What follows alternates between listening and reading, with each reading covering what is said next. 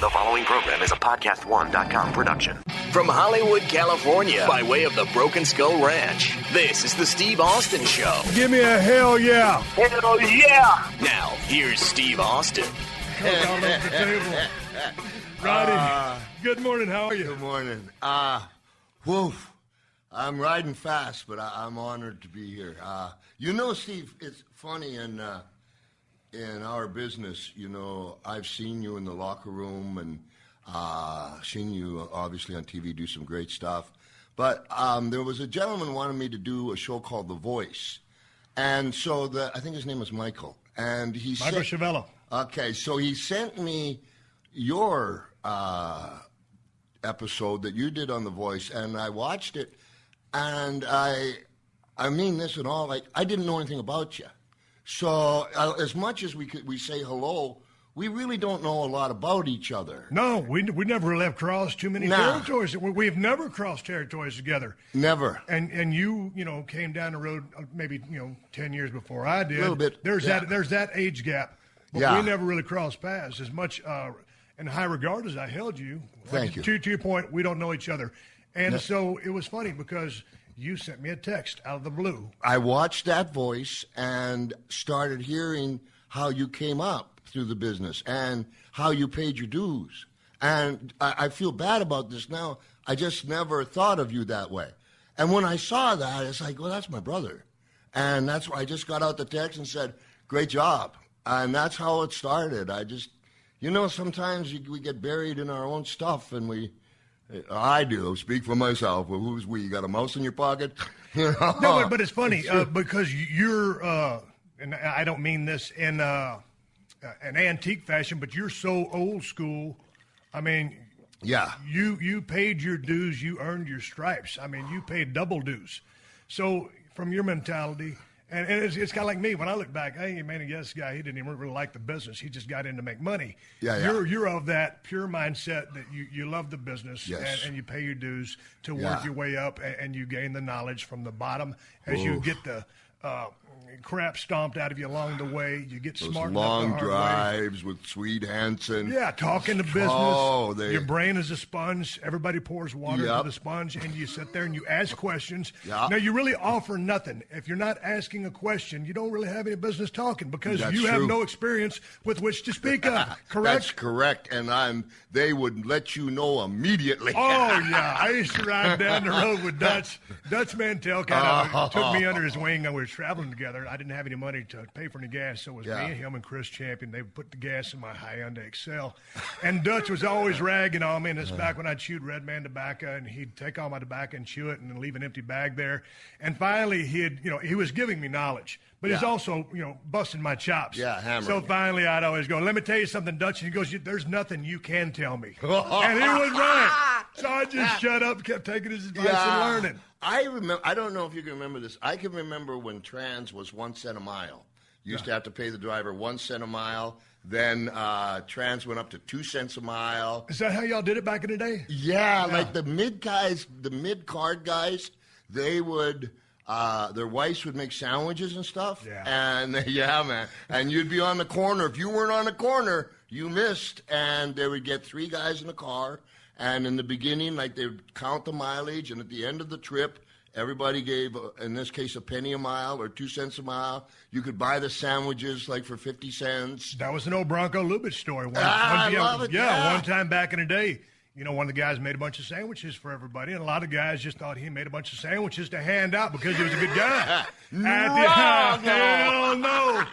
At the end of the trip, he goes, okay, so-and-so, that was 2 sandwiches for you, and then the trans, and, you collect your money because it's business. When you're scrapping and you're trying to come up in the business, you ain't making a damn thing. Nothing. It's kind of hard to get down the road. It was a funny story because I watched a clip of you recently. WWE just announced WWE Network, and they showed some highlights from Legends House, the reality program that you had a part of. And you and I were talking the other day, and you were like, all your years on the road, you like to stay by yourself. Now, coming up, you certainly healed a few rooms and packed guys in rooms like sardines, save money because you had to, but by and large, you're a loner, you like to do your own thing. Yes, sir. So all of a sudden, you were forced into a room. Whoa, with Duggan. Jim Duggan. You know, first 4 nights, I wouldn't go in the room. So where were you sleeping? On the floor in what they would call the living room. It was Harpo Marx Mansion in Palm Beach. Oh, that's cool. West Palm. Yeah. Kind of. You know, it was done up right. They didn't hold no expense back, but I just always had a hard time falling to sleep like that. But eventually, you know, Hacksaw. I don't know how much. Like, I didn't know Hacksaw that well at that time either. Yeah, I don't know him at all. I said, okay, so things like this, I go, you know, you're getting up and I'm trying to take care of my roommate, right? And I says, Hacksaw, did you order your food? He goes, no, I asked it nicely. What does that mean? What does that mean? Somebody's talking about salt in their food and Sodom and Gomorrah, and they turn to a pillar of salt, and Hacksaw looks and goes, salt's bad for you. You know, non-stop, right? Yeah. He was a wonderful guy. Well, did you guys gel as roommates? I guess we're going to see.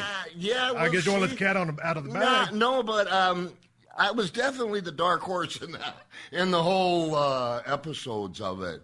I have a hard time being harnessed. You know, if I feel like someone's bullying me or harnessing me, I have a hard time. But you sound to me like you just need your space. I mean, like, man, I love people. But most of the people that are close to me know that I'm a hermit. When I go to South Texas, it's just me and my wife, or if I'm just down there by myself. I love seeing human beings, but by the same token, if I go down to my place and I don't see one for 1 or 2 months, I'm totally fine with that. Absolutely. I've always been, you know, it's hard to believe, but I'm extremely shy, to a fault. Come on, man. No, I know. Straight up? Straight up. I'm not, you know, like, all the stories and stuff that Flair tells or whatever, those were done in very wild days with a lot of consumption. Right. But as a human being from the beginning, I left home when I was 13, and Hey, man, you got suspended from junior high, right? Or kicked out of junior high. Yeah. And so, so you had a beef with your father? Oh, you pulled a knife on somebody. I was wondering what happened. Vice principal. I'll tell you the story. Yeah, please do. I mean, not a good thing to do if you're in junior high. These days, you can't even carry a pocket knife to school. True. No, but tell me about that story because we're talking about paying dues, and I know. Yeah. And here's the thing that it was funny when you sent me that text message because I held you in such high regard. But in doing my research about you, there are so many things about yourself that I did not know. Yeah. And man, if you got on the road at 13 years of age, and I know when you had your first pro match, and we'll get to that, but you paid not just dues in the business of pro wrestling, but life dues. You know, getting out and having to support yourself by yourself. So what happened with the knife? Well, I'm trying to tell you this, and I can just tell you the truth is all. It was in Toronto, and I was trying to go to school, and it's a junior high school, and still in Canada. I don't know why. So, like, it's gym class, and they've got a big swimming pool, and they insist you swim naked. They insist. The YMCA's at that back of the insisted, and I was having a hard time with it. And coach, I had started to amateur wrestle a little bit, you know, whatever. And the coach was really getting on my case, and I said a few words, and all of a sudden the vice principal, and like they were cornering me in the locker room. Like I didn't understand, and I had I had a knife, and I got confused. I just was really scared. Right. And there, all of a sudden, I had it, and then things got real ugly then, and I got kicked out of that school there. I wasn't like you hear all these. I've never tried to hurt anybody. I really haven't. I get that. I mean, I'm a bagpipe player. Well, right, but you got two guys got you in a corner in self-defense. And I didn't understand. What's the point? Right. Why? I get it. And Well, living on the street, just like that's a hard piece of business there. So I didn't do well in school. I've got about a grade 8 education. Now I scammed my way. Don't get me wrong. Now there was a high school I went to, and I broke into it at night, stole the test. This is a true story. What was the name of it? Windsor Park. And so. I got to pass this thing. So I broke a window at nighttime, and I ran through the school at nighttime, went to where I knew the tests were, grabbed the test, and ran out and hid in a snowbank. And sure as heck, here come the police because there's silent alarms. Right. But I'm in a snowbank, right? I was born in Saskatoon. I'm a snowboy. So I take the test home, and I fill out the test, and I'm so proud of myself. And I come in the next day for the test, and it's all handed out. Everybody's taking it, and I have the test under my shirt and my tummy, And I'm really cocky, but ADD kicks in and boredom, and so I switch them, and I was done first. Unusual. However, I was so proud, and I put the test there and waved goodbye to my fellow students, and I came back the next day, and they handed out the tests, and it says, the teacher said, "Sorry, Rod, wrong test." I stole the wrong test. Really, baby Jesus? Give me a break. Sorry, Rod, wrong test. Truth. Classic. Truth. And I could have done a year in the pen for that. Well, did you ever end up graduating high school? They pretend I did. Right. I tried to go to school when I was wrestling pro. Right. I went back and I got the key to the city in Winnipeg is where I had my first pro match. And I went to visit the school, and they pulled these cards out like, you got 50%. Yeah. But, this is, if I may, I don't want to bore you. No, what? I'll tell you something that I never really talked about. I was born in Saskatoon, Saskatchewan, which is one of the coldest places on earth. Yep. 100 below with the wind chill. When I was 4 years old, I got my arm caught in a washing machine wringer, and I couldn't get out. You used to put clothes in the washing machine. It would squeeze them to get it out, and the washing machine was plugged in. They had undone the light. The people that were raising me. In the ceiling, and the plug was in there. And I guess from flailing, I hit the plug and hit the emergency thing. Yeah, 2 rollers on top of each other. You know what I'm talking about. I know exactly what you're talking about. Okay, so my arm right up to here, and I was born on 1802 Victoria Avenue, and my aunt was 1602 Victoria Avenue. So I ran down the alley, and I rocked a lot as a kid, and I never said anything, and I was just sitting on the chair and. It's Canada. The liquor stores close at a certain time, so Uncle George, I'm busy. Okay.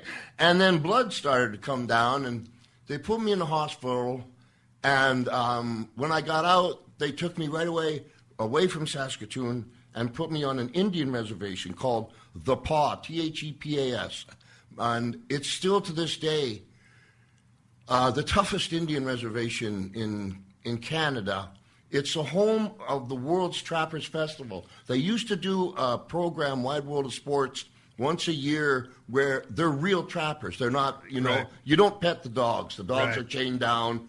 And they had contests of cutting the logs and who could carry the most pounds of flour, which this local Indian guy carried 500 pounds or something. And, Right. and you just get this, I'm going to tell you. I've always wanted to, and I'm going to tell you now. Hold it, Colin, then I'll quit if you're still talking to me. So I was the only white kid in this Indian reservation. I was so scared. I can't tell you how scared I was.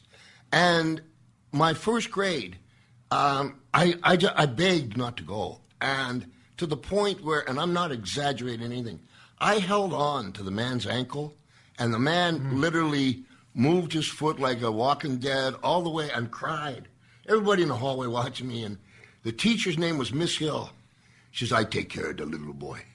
And they left me, and she took out, in Canada it was legal, it had a handle and it's triple leather.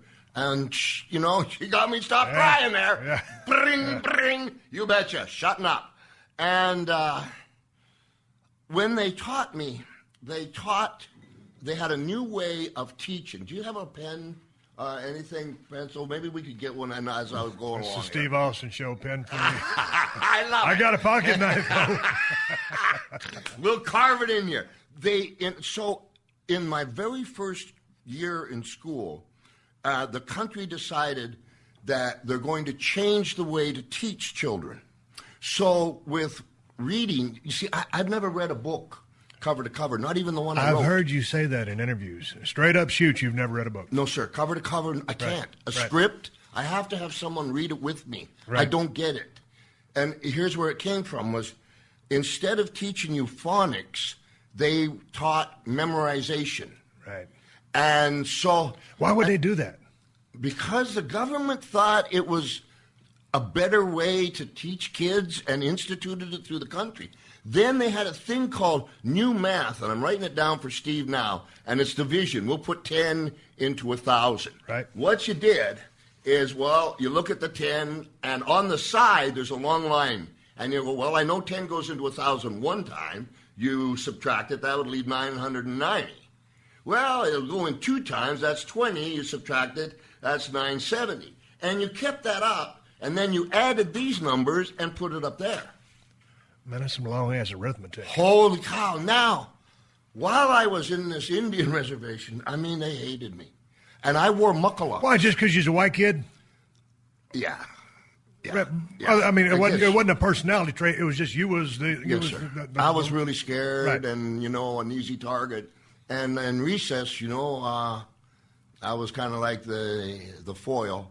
But here's what happened. I couldn't go home the way the other kids went. And like in January, February, March, this place is, you can only get around by Caterpillar. I beg you people to look it up. The Paw, Manitoba, THEPS. And I used to have to go by the tree line. And they had these things called timber wolves. And I don't know if you've seen the timber wolf. The big-ass wolf. Oh, baby Jesus. No kidding. Yeah. They are a pack by themselves. And they would snatch a kid like January, February, March, where game was scarce. If they came on a kid, they would snatch the kid. Right. So they taught me I would have to go by like the tree line so I wouldn't get beat up. And I sang a song. I'm embarrassed. Okay, hang on. If you're going to tell it, Rod, tell the damn thing. What song were you singing? John Jacob Jingleheimer Schmidt. John Jacob Jingleheimer Schmidt. The reason I sang it was if you accidentally came in contact with one of these wolves, they'd turn on you. If one of these wolves heard a human voice, more than likely they get away from it because they get shot or whatever. Right. But if you were quiet and they turned and they saw a little piece of game there, boom, they got you. Jump your ass. So I'm going to tell you this now. Holy cow. Oh, so the highway was right. We had a little red shack. Okay, we had a little red shack, literally, by the railway tracks. And it was a company shack. And it had a kitchen, 2 bedrooms, a lot of rats down in it. And it was right next to the railway tracks. And across the street was the only person who would speak to me. Her name was Arlene Philly. And her dad owned the general store. I'm across the street, and one of my sisters goes to go to school, and I ran across to hug her, and I got hit by a truck. Maybe going, I don't know, 25, 30 miles an hour. I can remember when it hit me, I went up and I landed on the pavement, but the force had me rolling to the ditch. But I can remember my eyes backwards and seeing the tire. And the guy in the truck was an Indian gentleman, been drinking. But back in those days, like, no, he's getting up. Yeah, okay, goodbye. Right. And they never took me to the hospital. So any damage? Don't know. Yeah. So then, during the winter, and I'll get out of this in a second, but you need to know. During the wintertime, I have really bad tummy problems. And the only way you can get to the hospital, is a Catholic hospital, is by Grader. Caterpillar. Caterpillar, thank you, sir. And to get the caterpillar and bring a kid in, all right. So they get me in, and I got appendicitis. They take out my appendix. Nothing's wrong with them. I had tonsillitis, so they took out the tonsils. And then they give me a shot when I cried. I was by myself there. And so, okay, move on. And in the springtime, there's so much snow, and it's a logging industry. There's logs in big puddles of snow. And for some reason, Rod liked to roll on the logs, right. And boom, in the water, Rod would go. And I got scared to go home because I wasn't supposed to do that. And so I'm with my friend, and her and I rolling on the logs, and we both went down. Okay. Oh, and I'm too scared to go home. And right across the street is her father's store, and next to it, kind of like a garage with a pot-bellied stove in it. Arlene and I went across the street, and we took all our clothes off. I'm 6 years old. All our clothes off to hang them to get them to dry. Right. But we're naked in the garage, and Arlene's mummy was a very religious woman, and I can only pick up certain points for you here, but I remember her coming in and she screamed rape. Oh, and Jesus. she called the police. Yeah. And in those days, there was only one policeman he was an RCMP for 300 miles in every direction. Right. And so she called that policeman, and he came. And that policeman was my dad. Wow. That's how I started my first year. And then, boom, they moved me out of there to another place. And by the time I got, grade 3 or 4, I was so lost. I couldn't catch on, so I just cheated a lot. I got really good at it, but I never absorbed the knowledge. I can't read a book. That's what it is, man. Well, yeah, but obviously you're a smart cat. Everybody knows that. I mean, I sit there and watch some of your promos, just the way you could convey a message to an audience. I mean, it was true emotion and content as well. Sometimes I think people get too lost in content, or it's with which bare bones information that comes from the heart and soul. That's what you evoked, and sometimes you spewed that in a very rabid fashion. But The Steve Austin Show. The Steve Austin Show. Grow grass fast with Scott's Turf Builder Rapid Grass. It's a revolutionary mix of seed and fertilizer that grows full green grass in just weeks. It helps you solve your lawn's large problem areas and establishes new grass in no time. Seed and feed your lawn back to the top of its game fast, so you can speed your way to enjoying it. Pick up a bag of Scott's Turf Builder Rapid Grass today. It's guaranteed or your money back. Feed your lawn. Feed it.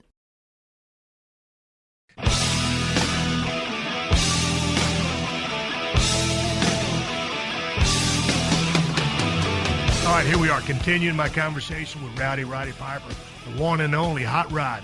Roddy, when did you become interested in the game of professional wrestling? Were you watching it on TV? Did y'all have a TV? No, sir. So how did you discover it? I came 5th in the world playing the bagpipes when I was 14 years old, and which was a really bad experience in my life. And I got picked out of 200 pipers in the world to do the Rose Bowl parade. I don't know, I was 10, 11.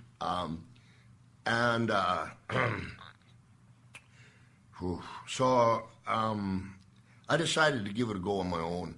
And the way they have youth hostels in Canada, and at that day they cost $0.25. So you go to the youth hostel, and it opened at 6 and lights out at 9.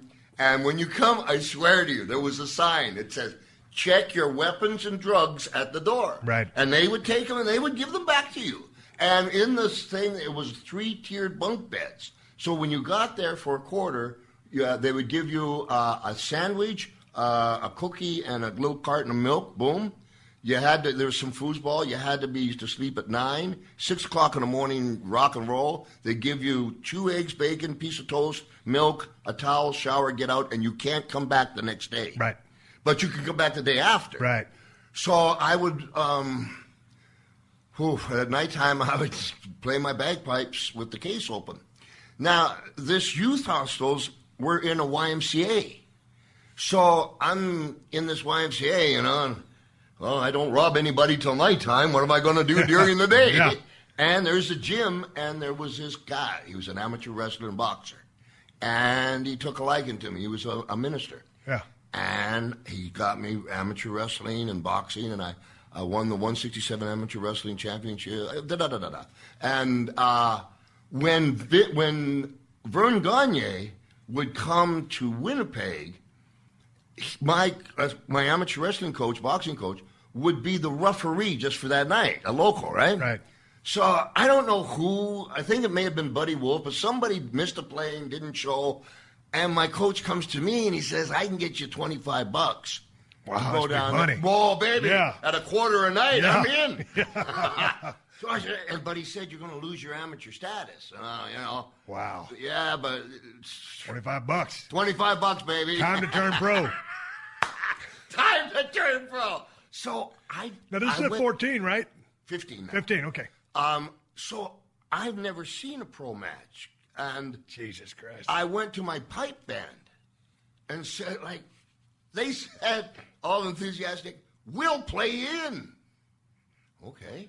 So I got to the Winnipeg Arena, and my opponent was Mr. Perfect's dad, Larry the Axe Hennig. I heard this. Now, I'm going to stop. Okay. Larry the Axe Hennig, to anybody that listens to the show has never heard of Larry the Axe Hennig. This was a big, burly, 300-pound crowbar of a man. Whoa. I'm just tough. Hold me there, and let me tell you a Hennig story Okay. quick. You know that eye poke that I've done so long? I was going to bring that up. You got the greatest double eye Okay. poker. I mean, if Three Stooges maybe, Yeah. but you're the best ever. I love you. This is where I got that from. There was a guy, two of the boys. One's name was Horst Hoffman, and the other guy's name was Billy Robinson. And they Billy Robinson? Yep. Okay. Yeah, and they all talked about Wiggins, which was a place over in England that's just supposed to be great hookers come from there, and are great. Great hookers being talking about real wrestlers. Yes, real that wrestlers. can hurt you. Not hookers that you pay money to for services rendered. No, that came months later. Yeah. Okay. And I didn't charge much either. Yeah, we're at the first set of hookers. So Larry Hennig's a family man. And Horst Hoffman and Billy Robinson and Jeff Ports, they're talking about some girls they had the night before that were very, very underage, very inappropriate. And they're these big shooters. And Larry Hennig says, you can stop that kind of talk now in the dressing room. I have a family. And, these guys are tough guys. And Horst Hoffman comes up to Larry Hennig, and Larry Hennig stands up like he's going to do something. Like Horst's going to do something. I swear to you. Larry Hennig took his two fingers, went pow in his eyes. End of the day. Are you kidding no, me? Sir. A double eye poke shoot? Pop! Right, and that horse... What Horst do? Nothing. His eyes were so close. This is Larry Hennig. Right, I driving him in. And his eyes just closed. He couldn't see. Larry, just sat down. What did Billy do? Not a damn thing. Billy Robinson's a coward. He only beats you up if he know you can. Really? Yes, sir. Not that he's not good at what he does. Right. I'm not saying that, but there was a guy named George Gordianko that trained me. Billy Robinson didn't want nothing to do with, nor did Carl Gotch. They respected each other. But going back to Larry the Axe Hennig, big dude, tough dude, family guy. Thank you, family guy. You're going to have your first match with Larry the Axe Hennig. I can't say you couldn't be in a more intimidated position because of who this guy was. So what happened? How did you guys have a short conversation before the match? And then, of course, Larry, I can't imagine there's a whole lot of communication in the ring. Bing, bang, boom. Let's go home. Holy cow! What happened? Well, okay, now. The four bagpipers are dressed to the hilt. Right. There's a bass drummer with the big fluffy hat. He's got a pint of scotch and a boom, boom, boom. And two snare drummers. Yeah. And me, 167 pounds, wearing the kilt from the band. Yeah. Okay. And this is all I know that Larry Hennig said through the promoter, El Tomko. This is what I got. Just be like a Greyhound bus and leave the driving to us. What does that mean? Excuse me? Clarity here? So, my pipe band started, and as they were playing me out, my first name is Roderick. Short for Roderick is Roddy. That's what the announcer knew. And he had to say something. And he said, ladies and gentlemen, here comes Roddy the Piper. Right. And Larry's face was red. There was smoke coming his eyes. And because there was no music. It was sawdust. Oh, so basically he thought you was insulting him. I was trying to, yes, sir. He was upstaging the man. Exactly. On your first endeavor. So you know it. You're greener than grass. How dare you? My first match. Right. Unbelievable. Who are you? The What's showmanship. What's this? The production. And the boom and Larry's in the ring. Oh, my. Oh, bad move, Rod. And all I really remember is kind of like, ding, ding. Start, finish. It was a short bus ride. Short? It was a short bus ride, sir. Shortest match in the history of the Winnipeg Arena, lasted 10 seconds, including the 3 count. Right. And he broke my nose and split my eye open. And I got back to the dressing room. I had my head down, you know. It wasn't very, I used to think I was tough. Not anymore. And there was Mad Dog was in the locker room. And I Sean? Oh, yeah. And I just put my head down, and they used to have these shoes called penny loafers. Yeah. They put pennies in them. I could see the promoter. I could just see the penny loafers because my sight was rather... Your eyes won't shut. Yeah. And I thought he was going to duke me out of my $25. And he said, kid, you did great. How'd you like to go to Kansas City? Come on. And they had... No, sir. They had... You did great. You lasted 10 seconds with the axe. You did great. And they put me in a van that night, and when it come to the border of the United States, they put the mats from the van over me, and I just sleep. Just ask my kid sleeping. Right. And I never stopped. And for the first 4 years, they beat me up every night. But the first 4 years, I didn't have a number, so I was expendable. So I was a very handy tool to have. Right. Well, hey, all of a sudden you go into your first match, you lose your amateur status. You're a pro. Kid, you did good. We're going to Kansas City. So how long does this decision-making process last? Because all you got is you. So you just pack up and go? What? Because I didn't have anything, like at the youth hospital, there's no closet. Right. And it's every other day. And it ain't like you got a whole bunch of junk there. I got $25 and I got a ride. I think it's more out of fear. Right. I was scared to say no. Hey, well, talk to me about on-the-job training then, because then technically no one ever really taught you pro wrestling. You learned in the ring. Yeah. So then how did the progression go, and what kind of cats were you working with? Obviously, you were most likely working babyface. Yes. Working with big-ass, heels that could lead you through a match if that's what it is, or beat you. Yeah. But you learn the basics, the very basics of psychology by taking an ass whooping from a vicious heel. Yeah. Right? How long before they let you get some offense in? 4 years. Really? Yeah, my second match was against Superstar Billy Graham on Fern's Television. How does Superstar take care of you? You know what? I tell you, he might have bested Larry. He might have got it done in 9 seconds. But when I came down, you went down on these steps in this kind of grimy little place, and Superstar was coming from behind me, and he looks at me and he goes, we were a little short on time, or I would have given you more. I looked at him like BS, and he cracked up laughing. Right. And he loved me from there. Really? Yeah. Really. So, you'd been around by then. Who was the first guy to really kind of take you under his wing and shine you up and make you look like somebody? I'll tell you what, seriously, for 4 years, every day at 8 o'clock in the night, they took pleasure in stretching me. Well, yeah. For like 4 years. But and again, you and me are from a generation removed from each other, but that's just the way I hear it was. And you're here to say that's the way it was. Yes, sir. We'll get into how I got a genius as a mentor, but just before that, they would do things like this. We were driving from Winnipeg. We had to drive all night to do Minneapolis TV. Yeah. The guy's name was Dave Muir, and Bobby Jones were the old-timers. I was in the back seat.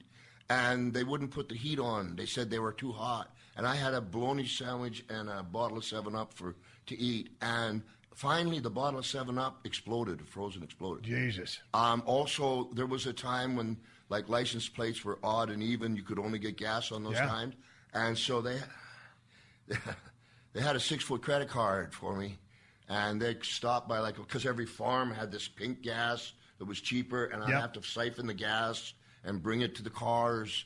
And every damn farm seemed to have a German Shepherd, and I didn't speak no German. Now, but I'd rather get bit by the dog than what's going to happen to me. And then, in Dallas, just to kind of give you an idea, my job in Dallas, I'm the only guy, I think, to get kicked out of the Alamo Plaza Hotel in Dallas. They don't clean the rug. They just put another layer on. And what'd you get kicked out for? My dog ate the owner's poodle. My dog's name was K. Fabian. He was a pit bull. I never fought him. And K. Fabian. He ate his poodle. K. Fabian. Damn, yeah, K. Fabian. So, and he used to sleep. I had a Vega hatchback. I used to sleep in. I kept the cooler open so he could get water and stuff. What year was it, Vegas? 72, 73? Yeah, in there someplace. Can't remember. But in Dallas, my job was, Fritz came to me, my job was to get wrestled, change, and get the fire marshal's daughter and take her out and make sure that she enjoyed wrestling. That way Fritz could get more people than the fire code allowed. Right. Those kind of jobs never ended. Right. So without getting into that and kind of moving on, so I maybe worked 12 territories, and I got sent to L.A. But while you were there, before you got to L.A., I mean, you have fire. As a babyface, you have fire. Some babyface ain't got fire. As a heel, you had a mean streak. I mean, and I believe you have to have the two key things that I think a person needs to succeed in the business of pro wrestling is fire as a babyface, mean streak as a heel. You just got to. Yeah. You had to have fought for some of the stuff you were getting there to start that fire. I mean, you're a fiery individual anyway. You have seemingly a chip on the shoulder, always trying to kick and scratch your way for everything because nothing was handed to you. But you were having to fight for what you were getting in that ring because I know you had to shine some. Yeah, and you had to fight for that against veterans. It came after a while that I just fight as hard as I could because, there you go. At least try. Yeah. And I'll tell you, this is a family-friendly one. Yes, there's a lot of stories that happened to me, but when I finally got to the Olympic Auditorium, there was this guy named Leo Garibaldi. Mm-hmm. Now, for anybody that's interested that wants to become a pro wrestler, I used to go to UCLA Melnick Hall, and you can watch Gorgeous George, Warren Bockwinkel, Leo Garibaldi when he was 16, his dad, the whole thing, reel to reel, frame by frame. I used to study them. And so now Garibaldi's the booker. Right. So what they did in those days was I would spend 6 weeks in Texas and Amarillo for funk, doing jobs, 6 weeks in Dallas doing jobs, 6 weeks in KC doing jobs. So the faces were new, and then they just shipped me off to L.A. to do that. This is the Steve Austin Show.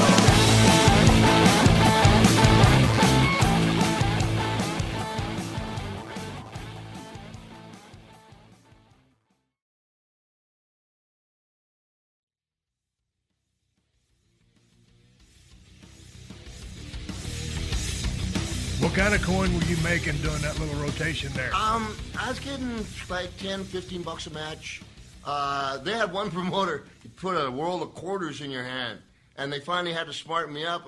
Then he'd put another $1, and when you smiled, he stopped. And so okay. And I can, there's so much. So we're back in L.A. now. Okay, thank you. I love you. That's what Vince says. You put blinders on Piper, he's fine. But I love you. So, one tackle, drop down, get it again. Again, brother. Keep it simple. I have big problems with that. But I'm trying. So, Leo Garibaldi sees this. I don't know. I'm maybe going a $1.75 now. You've gained a little weight. I have gained some weight, and bagpipes, babyface. Yep. So, the Olympic Auditorium in L.A. is predominantly Hispanics. Right. All that carry knives for paring, I'm sure. So I come in and he looks at me and he just pauses. And what's going through his head is, I got a skinny white kid playing the bagpipes as a baby face. What am I going to do with this guy? Right. He comes to me. This man is brilliant. Right. He says, I'm going to give you a big break. I'm in. I'm in. Let me think about it. I'm in. I'm in. Yeah. He said, the guy's name was Java Rook, whose real name was Johnny Rods, but when he was on the West Coast, he put the Days Inn curtains around his head as a toque and wrestled as Java Rook. He says, I want you to go in there and don't lay a glove on him. Just let him beat you up. And he walked away.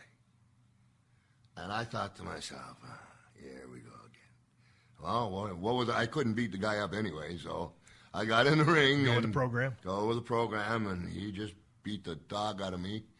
And TV was on Wednesdays, and the house show was on Fridays. The next Wednesday TV, there was this big campaign for cigarettes. I got a man, I'm not sure if it was Camel or whatever it was, and there was a cowboy with a black eye. And it said, I'd rather fight than switch. Leo Garibaldi, the next Wednesday, had a T-shirt for me that said, I'd rather switch than fight, and he made me Java Rook's manager. Really? And from there, they put a mic in my hand. I don't know why, Steve. I don't like parties. I'm sure we've gone through that. I just don't have a problem with the camera. I don't know why. Right. I never wanted to be one. Some things I don't know. But I saw an opening. Then a guy named Judo Gene LaBelle. I know Gene. I'd be maybe 17, 18-ish now. And he saw how bad I was getting beat up, and he said, come here. And he took me under his wing for a long. If any of you people don't know who Gene LaBelle is, I mean, he's one of the most celebrated stunt guy, tough guy, judo guys, sweetest guy in the world. Beautiful guy. God, he's such a sweetheart. I met him at the Honda dealership. Well, I saw him in Cauliflower Island. I met him at the Honda dealership buying a little scooter. He's just the greatest. So he says, kid, we got to toughen you up a little bit. Absolutely. So what do you do? He took me.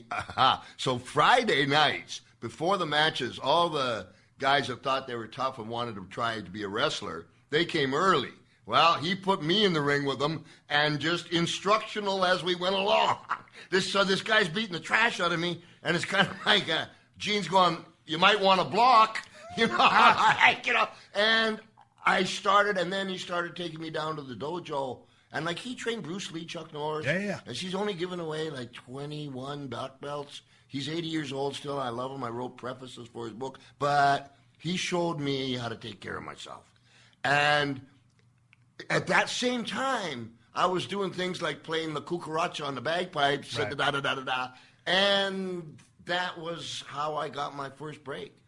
And before, I know you're going to get another question, but with Leo Garibaldi, I want to show you what a genius he was. So we're driving to Bakersfield.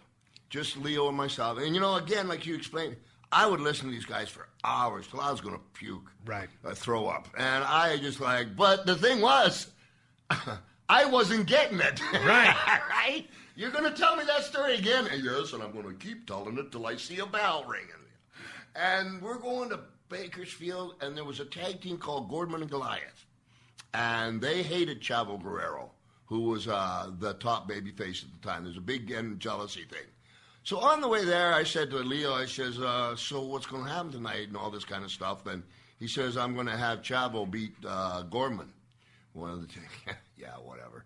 Yeah, and he keeps talking wrestling and stuff. And so we get to Bakersfield, and I'm sitting there, and it's a little round building. And Leo Garibaldi lays out the biggest bunch of baloney, nothing that he told me, that I've ever heard. It was so bad, everything so bad, that all of a sudden, Gorman and Goliath, they're getting hot. And they're half Hispanic and half English, talking back and forth. And now they hate Leo. This is stupid, this is And all of a sudden, Gorman goes, I'm going to put Chavo over just to show you.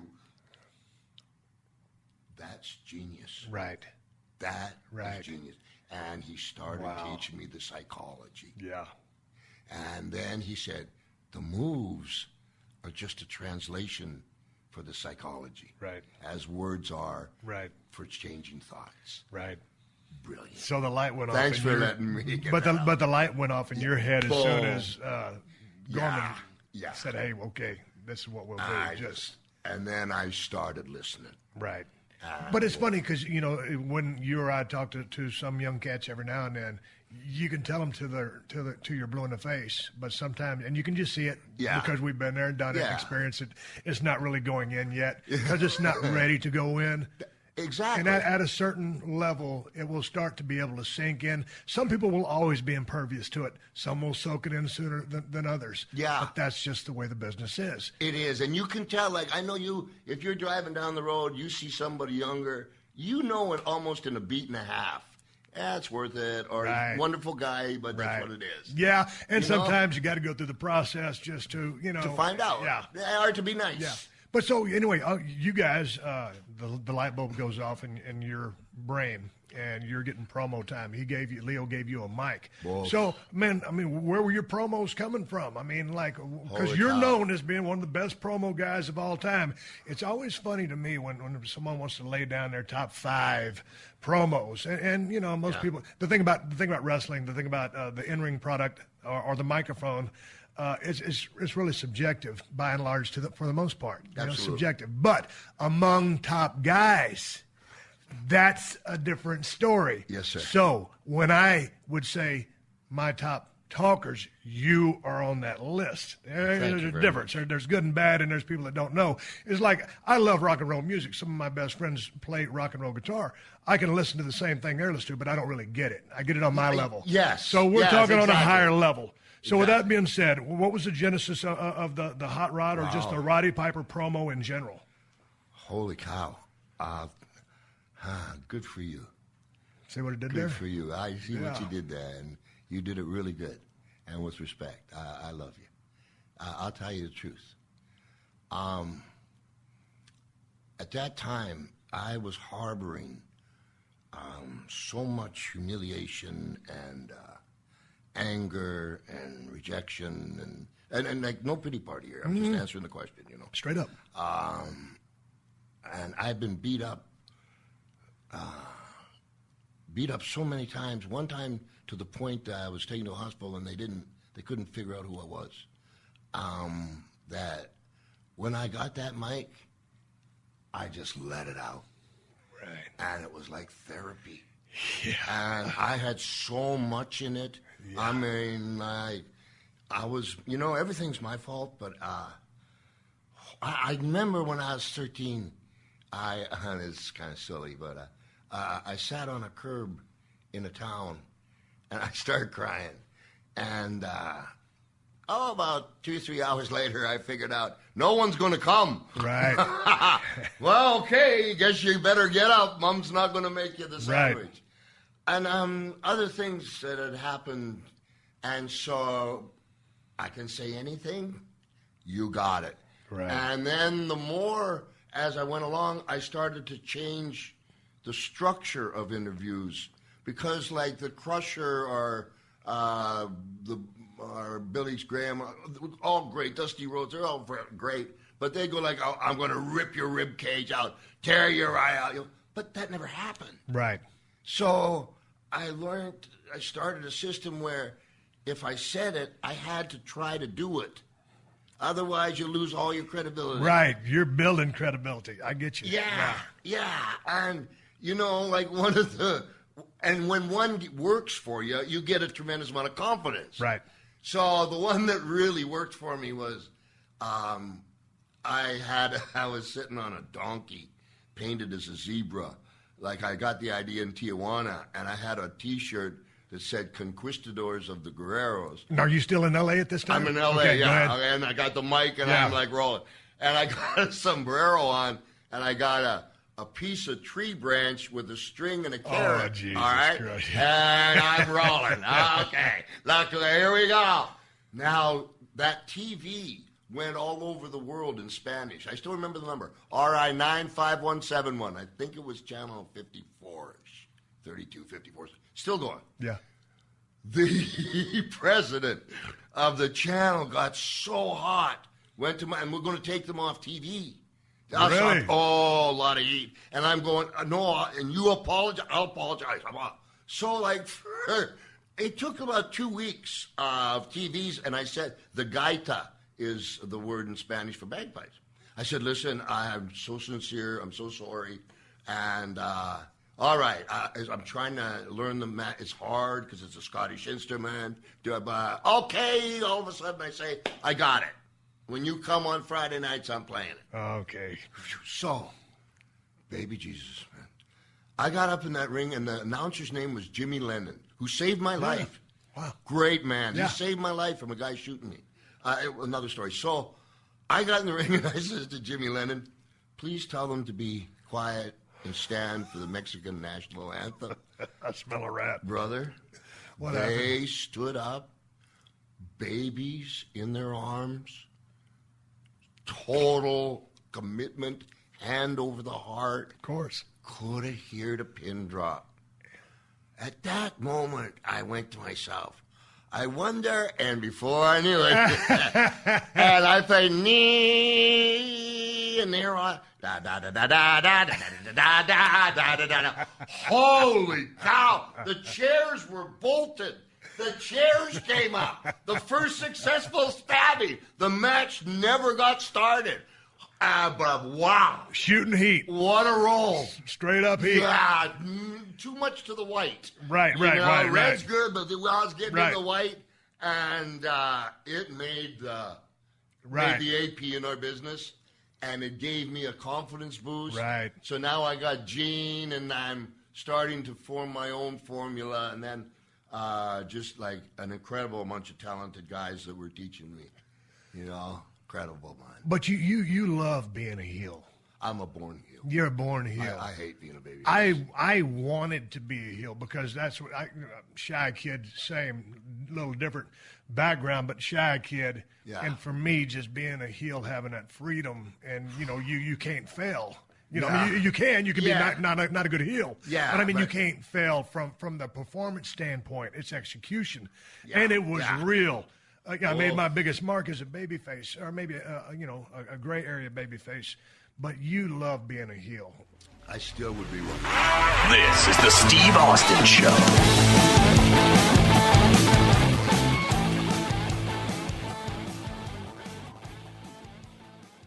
Hey man, do you own or rent your home? Sure you do, and I bet it can be hard work. You know what's easy? Bundling policies with Geico. Geico makes it easy to bundle your homeowners or renters insurance along with your auto policy. It's a good thing, too, because you already have so much to do around your home. Go to geico.com, get a quote, and see how much you could save. It's Geico easy. Visit geico.com today. That's geico.com.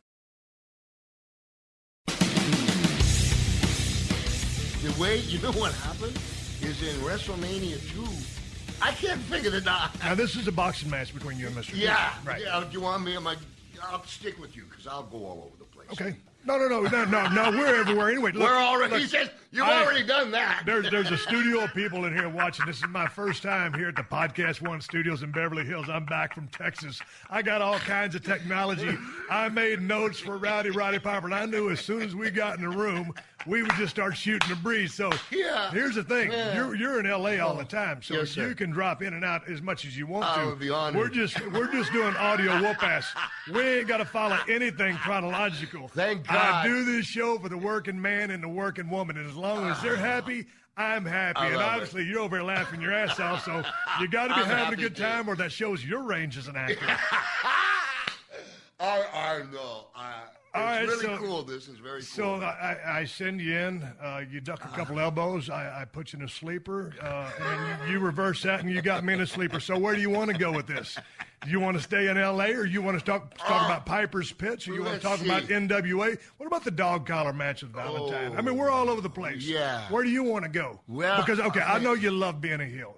That's where, But you're scrappy, and you had to work for every single thing. Because, man, just I always try to want the younger generation to learn something out of the shows when I talk to people like you. Obviously, I don't talk to too many people that are in your ballpark, but you know what I'm saying. So this is a guy who was a heel because he a lot of things that happen in your life, but from the performance part of wrestling, you wanted to be hated. Yes. Same here. I loved it. And when you reverse it, because I always thought this about you, Roddy. I always thought that as a heel, you can make every single person hate you. They weren't divided. No. I mean, there was a small smidgen, but those, that's just because. And when you were a babyface, you made people love you.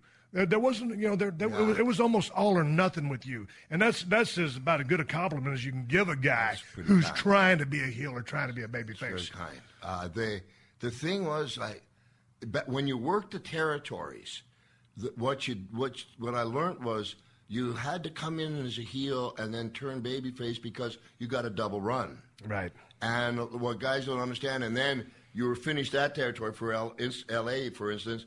You go to Portland, nobody knows who the hell you are. Right. Okay, quick, Don Owen. Let's do it. Don Owen, Portland Wrestling. All right, so, I'm scared to leave L.A. because I'm on top, and, and things are good. Things are good, and Rod, why? Yeah, because if you really want to do this. One thing that I watched all the time was my progression and my age. I was ready to take a left-hand turn if things weren't going good. And you were still very, very young. Yeah. In the wrestling business. Little too young. Yeah. A little too young. What was I going to tell you? No, you were going to Portland Wrestling. It's a Don Owen story. Yeah. Okay, so anyway, finally I get the guts to go. And it's live TV with Don Owens. Now, Don Owens, if you don't know him, he was a wonderful man. And Thanksgiving, he would bring turkeys for the boys, and one year they had the midgets, so he bought them Cornish hens. That's great. Yeah, he's that kind of ranch, and he's a good old guy. So it's my first day in the territory, and, he's heard whatever, so all right. He's announcing, and I'm in the ring, and I tell him, shut up for the Scottish national anthem, whatever. Boom, blow up the bagpipes. And I used to play them like Jack Benny. Just total, actual torture to booming.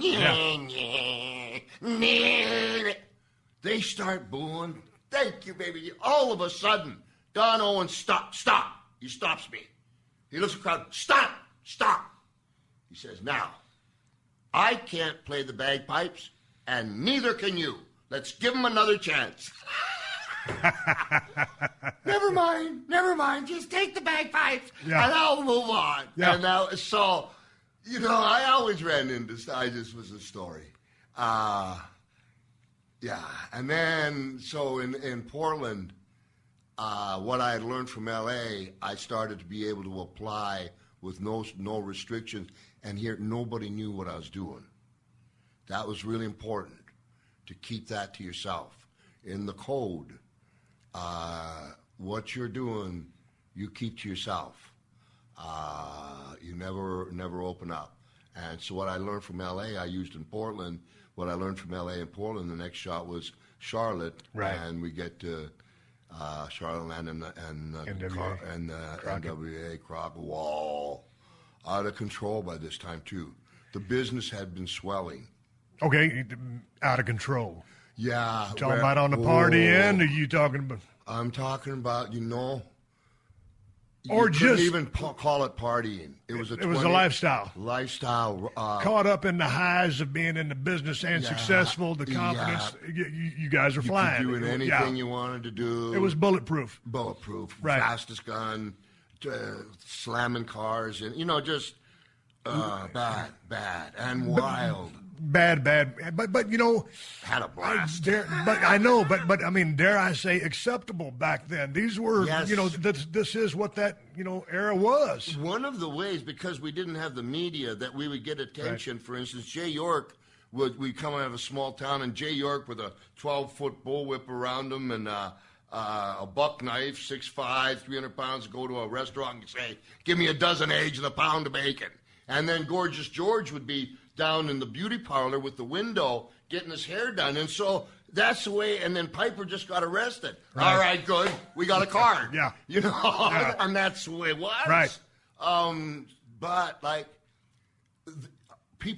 we started losing people. Right. We're losing them fast for all kinds of different reasons. And so I come to the dog collar match. We just trying to get there. No, but in listening and reading about you, you spoke to, there was a period and you went to a real black hole. I guess maybe it might have been one of your really low points.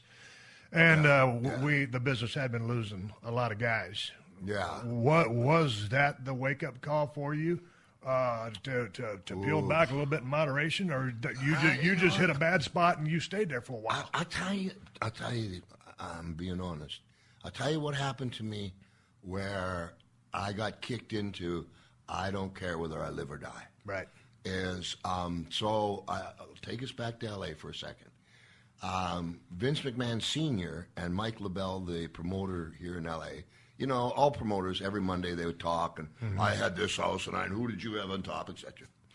And so Mike LaBelle's bragging about me, and he has Vince Sr. rather come bring me in. And I don't know, maybe I was 19, 20, whatever that is. Holy cow. So I come into Madison Square Garden, I come in a car, and they pick me up, and there's some just kind of new young wrestlers like Andre the Giant, Tony Atlas, Bobby Backlund, Bruno Sammartino. And just a couple of Hall of Famers. Yeah. Future Hall of Famers. Yeah, little guys. And I'm probably, again, about $1.80. And the bagpipes is a woodwind instrument. You have to play it a little bit before you go out. When I first came into the garden, Captain Lou Albano come to me, and he squeezed my chin, Paisan, and he gave me a hug. It's wrestler. We don't want you here. We've been watching you on that Spanish TV. Right.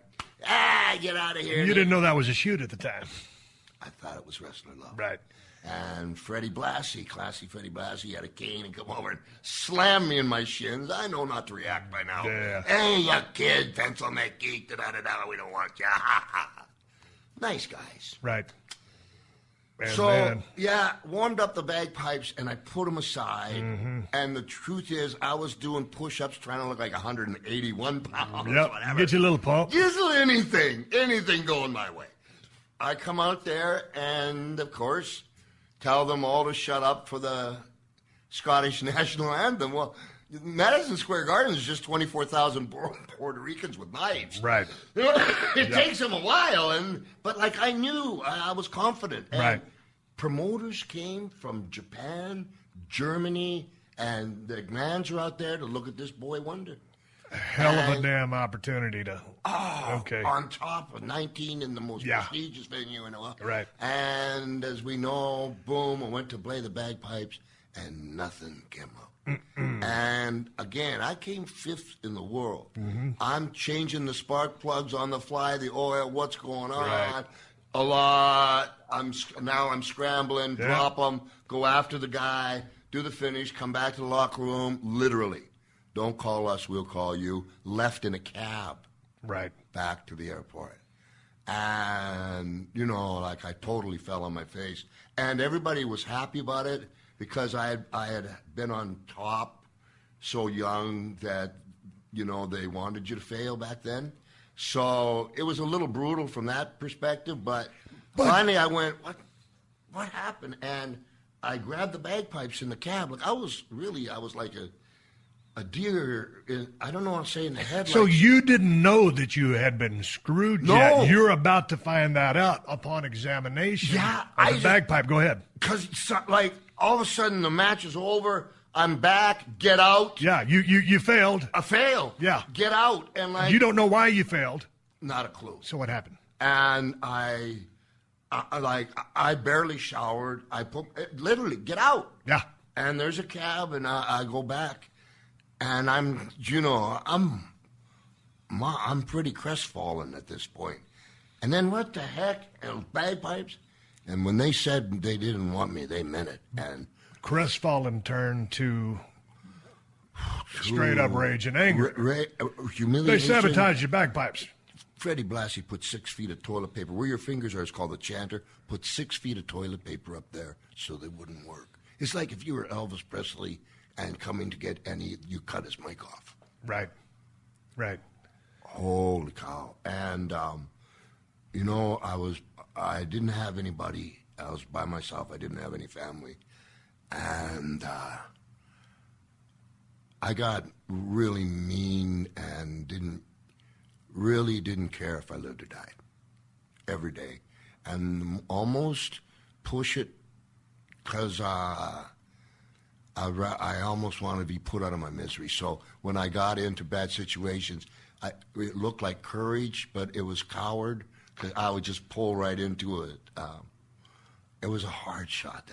That is a very hard shot. But along with that, on top of the way you come up through your youth, getting on the road at such a young age, learning the business like you did, then all of a sudden you're gaining confidence, momentum, steam, the big opportunity. Oh, they flat out tell you they don't want you there. Then they prove it. You don't know what's going on, and all of a sudden then there's the screw job. And that's when everything turns to raging anger. And it almost seems like I created a thing, Roddy, back in the day. I told Brian Pillman after I attacked him in the ring, and I told him, DTA, brother, don't trust anybody. Yeah. It sounds like you were living DTA 24/7. Yeah. Because it was you against the world. I still have trust issues. Yeah. And I can't open up about the business. You know what? Here's something. Mick Foley said something. Let's just kind of stay here for a second. It might be interesting to your fans. As you know, we won't say about. Someday we'll talk about how professional wrestling got started in America. Another day. Yeah. But like what you got to understand this. Gorgeous George and all those boys and people coming in hats and ties and minks. Okay, and all of a sudden, I don't know, 59, 60, 61. There's business is corrupt, falls on its face, but there was all these guys like 35 that were going to be the next main event. They're over to getting another job. They got families, and boom. And so they all formed territories, and now I come. Are you kidding me? You know, this kid, that was their attitude. They didn't want it. And they were very happy I failed. So after taking that in, I went a long time, meaning I went through from L.A. to Portland to Charlotte, where a guy with a knife, I just came at him. He stabbed me, and I didn't care. I honestly didn't care. To Atlanta, where things got really out of control. And you know who first wanted to take over the world? Was Jim Barnett. Right. And he had me sign a contract with Ole Anderson. Had one of the very first contracts. But his friend was a Chicago Tribune guy, and he didn't want to bust borders. And after they signed me the contract, they fired me and blackballed me over the entire world. And I had my at that time, my first child, and they set me up. I was with Tommy Rich at a double shot. Tommy Rich accidentally, whatever, went 100 miles the wrong way and had to turn around for Chattanooga.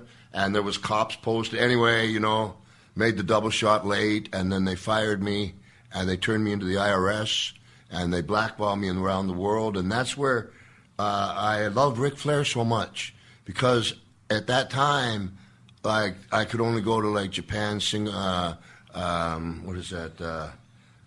Domingo, Puerto Rico. Yeah, and I got a child, man. So, and when I got blackballed and all this happened, my wife and I said, go to a movie, and it was just the first showing of Rambo. Yeah. I come out of that movie with machine guns, grenade launchers. You was ready to get back on a mission. You betcha. I then somehow got back with Crockett, and, then the whole Starcade thing took place. I guess my point is this. So when the Gorgeous era, and you got all these mean guys, right? Let me put this all together now. It makes sense. Mick Foley, I love Mick. He's a really great guy. I seen him. So what did he say? He said this. He says, I've been mankind, dude love, whatever. And he says, then there's, kind of like you, Roddy, where you lived it 24/7. I found that really interesting and respectful, because here's the truth. To regain the respect for the industry, you had to be the guy 24/7. If you went into a bar and someone said fake, I was all over you. And Flair, they watch, because people were so, and these guys, even, with Hogan, he's Hogan 24/7 flair. I could get with my family later, but you had to be that guy from about 73-ish to now we're coming up to 80. And then the fans, there was a whole swelling of professional wrestling is getting cool again.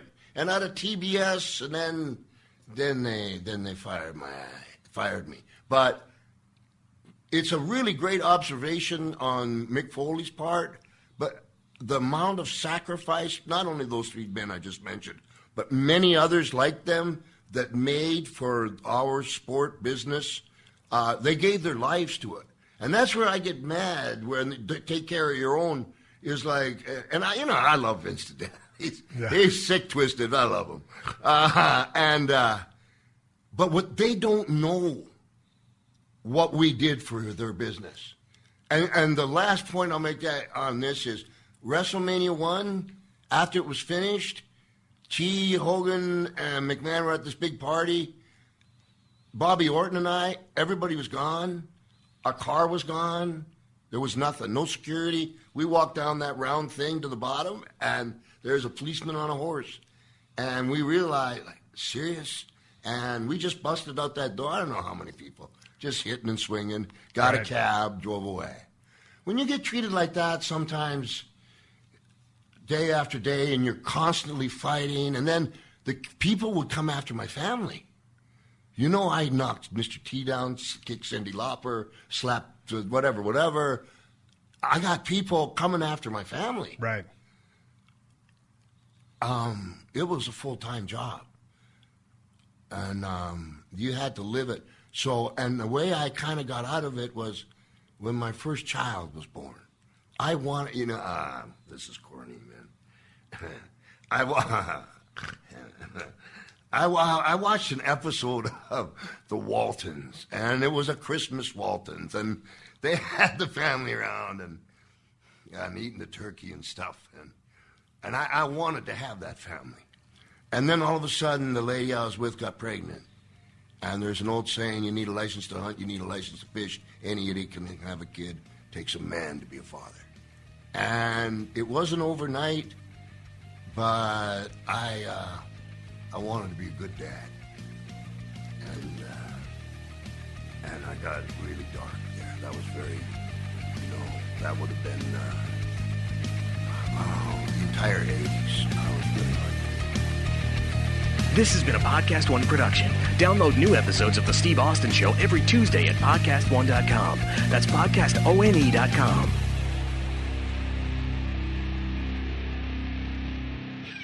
All month long on Pluto TV, stream the biggest Tyler Perry movies free. Watch your favorites like Medea's Witness Protection and Medea's Big Happy Family. Join Tyler Perry as he goes on a couples retreat with Sharon Leal in Why Did I Get Married? Or Idris Elba and Gabrielle Union in the Tyler Perry directed film Daddy's Little Girls. Plus, Pluto TV has hundreds of channels with thousands more movies and TV shows. Available on live and on demand. Download the free Pluto TV app on all your favorite devices and start streaming now. Pluto TV. Drop in, watch free. Yo, what's up, guys? This is NBA champion Bobby Portis of the Milwaukee Bucks. Bobby Portis and the Bucks. Inside, Portis for the slam. Here with my brand new podcast, Keep It a Buck. Each week, me, AB, and Barrette. It's your boy Blessed Up AB, man. They call me Baby Tay, they call me Red Tay, they call me Barrette. We'll be talking to special guests from fellow athletes, celebrities, and friends from all walks of life. And we'll keep it a buck. So you saying you better than J. Cole? J. Cole. Cook J. Cole. J. Cole, nice, though. My floater is Hall of Fame. Not knocking your game. They got to watch it guys like Chris Middleton and Giannis, like watching these guys like 300 makes a day. Not, and I'm not talking about just shots. Makes. It just ain't gonna come just because you dreaming about it. You gotta actually make it into a reality. You gotta speak it into existence. You gotta make your daily deposits every day. Lunch meat. Download new episodes of Keep It a Buck every Thursday, wherever you get your favorite podcast. Keep it a buck. Peace. Yo, what's good? It's your boy, Big Brother Jake, a.k.a. Jake Warner. My government name. Check it out. I host a show called the Big Brother Jake Podcast, and I've taken my talents to the biggest and baddest platform on the planet. That's right, baby. PodcastOne. My show is unique as I talk about everything. Life, sports, entertainment, being a single dad juggling several jobs? I'm a hot mess, but it's damn entertaining. Subscribe and review now on Apple Podcasts and listen on PodcastOne or wherever you get your podcasts.